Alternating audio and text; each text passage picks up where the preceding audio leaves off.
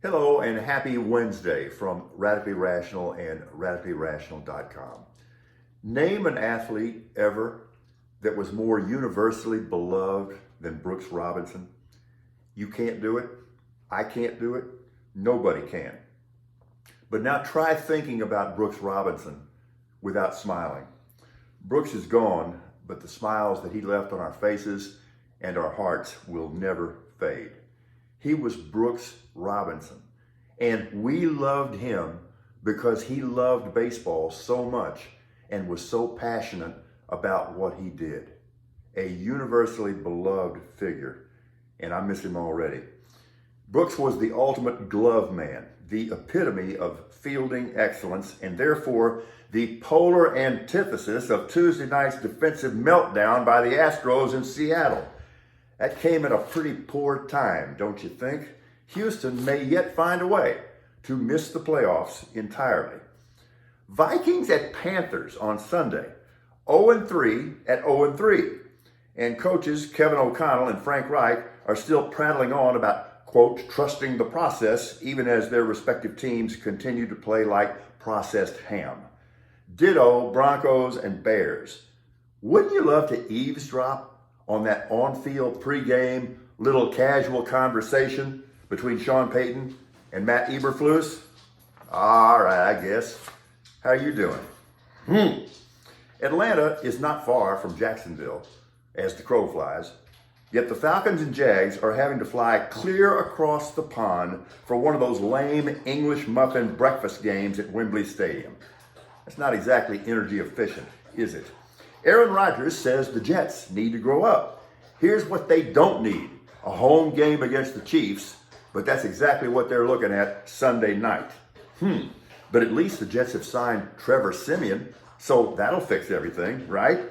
And speaking of all things Chiefs, will Taylor travel to the Apple? I place those odds at 87%.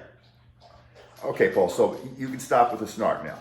There's some bad games this weekend, but there's one that is just must-see TV. I'm talking about Miami at Buffalo.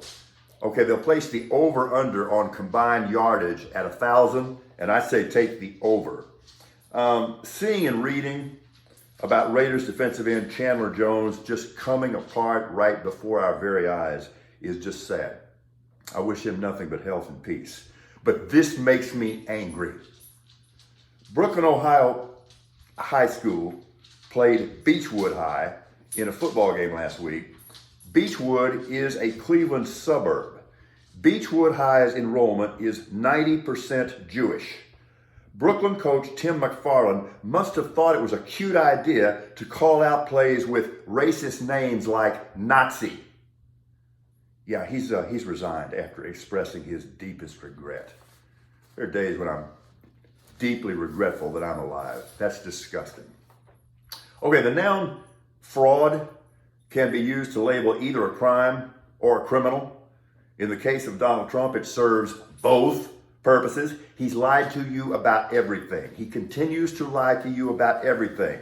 It's now clear that he's even lied to you about his claimed wealth and business acumen, which for many of you is what you said attracted you to him in the first place. So the entire foundation of your support for this fraud has cratered. He has committed a fraud, and he is a fraud. Don't just take my word for it. Ask Judge Engoron.